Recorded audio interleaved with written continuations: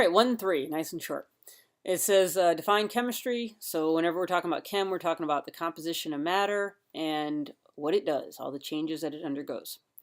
Pure versus applied. Whenever you're thinking about the difference, pure, you should be thinking just boring facts, although I guess they're not boring to the people doing the research, but they're just collecting information.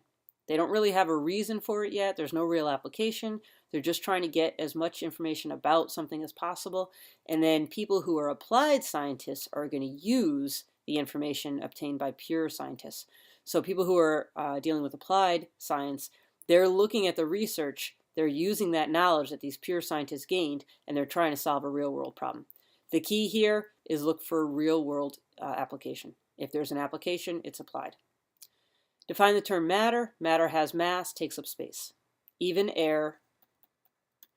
Air, we know hopefully now, is a solution of gases. The different gases are all on the periodic table. You can look up the masses of every gas on the periodic table. So oxygen, O weighs 16.0, O2 weighs 16.0 times 2. This is 32 grams if I had 1 mole of oxygen atoms. So gases do have mass, and we know they take up space, obviously. Anything that is energy, heat, light, sound, those things are not matter. All right, differentiate between physical and chemical properties. Give an example of each. Physical, think pajamas. I don't know anything about pajamas in terms of their chemical properties unless I test them. But I can see a heck of a lot. I can measure a heck of a lot without potentially changing my pajamas. So if I buy those little pajamas, I can measure the size, I can measure the mass, I can look at the color, I can measure the density. I can do all those things. Those are all physical properties. But if I want to see if they're flammable or if they react with acid or something like that, I would actually have to test them. The testing could possibly change the chemical structure. So think, anything that you would test and possibly change, triangle means change the chemical structure, make new bonds, break bonds, whatever, that would be a chemical property. One last thing I want to point out, physical, phase changes. Phase changes are physical. If I have little H2Os and I boil them, there's liquid water, I boil it, the only difference is that this guy is moving faster. It's still H2O. I didn't break any bonds. If I evaporate this, put it into the gaseous phase, it's still H2O. If I freeze this, put it into the solid phase, it's still H2O. Physical is, or phase changes are physical. There's no breaking of bonds. Differentiate between physical and chemical changes.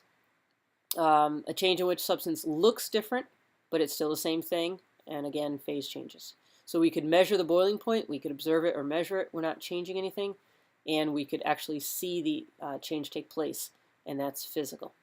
Chemical, it has to be producing new substances. So any chemical reaction, cooking things, so if you like to cook in the kitchen, then you're doing chemical reactions all the time. Spoiling of milk, rusting, corrosion, combustion, these are all going to produce new substances. So those are all chemical changes. Whenever we, actually go back to this, number 6 here. You should look over lead poisoning.